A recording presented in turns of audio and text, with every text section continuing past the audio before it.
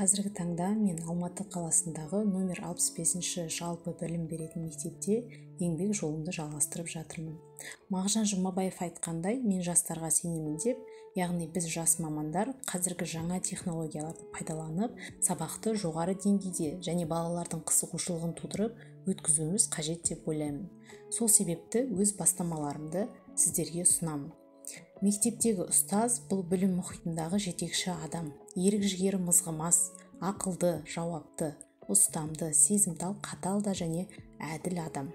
Мұғалімнің басты міндеті өз білімін оқушыларға жеткізу және оларды практикада қолдана білуге үйрету.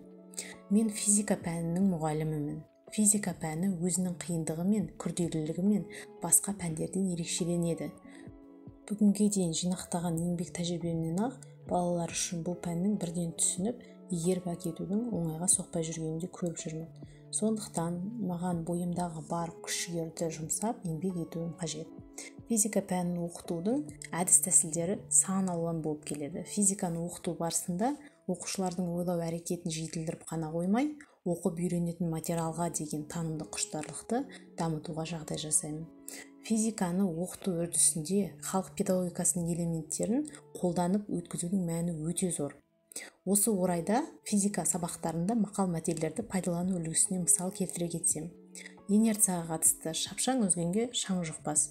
Үйкес күшіне қатысты саусақ бірікпей шие ілікпейді. Мен үшін осындай материалдарды оқу үрдісінде қолданып, сабақ жүргізудің дидактикалық және тәрбиелік мәні өте зор. Сонымен қатар тұжырымдамалық карта, кластер, үй тапсырмасын тексеру басында бинго әдістері және Quiz, Canva, Zipgrade платформаларын пайдаланамын. Сабақ барысында оқушыларға деңгейлік тапсырмаларды беру әдісінде жиі қолданамын. Себебі оқушылардың сабақ соңында қай оқушының қандай деңгейде тақырыпты қалай меңгергендігі туралы баға бере аламын. Қорыта айтқанда, өз ойын ортаға сала білетін, алғыр да талапты оқушыларды тәрбиелей білу үшін әр алуан сабақ өткізу үрдістері мен ұстаз жан-жақты даму өсу үстінде болуы керек деп білемін.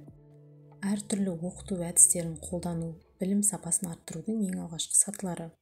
Бұл менің оқыту философиям.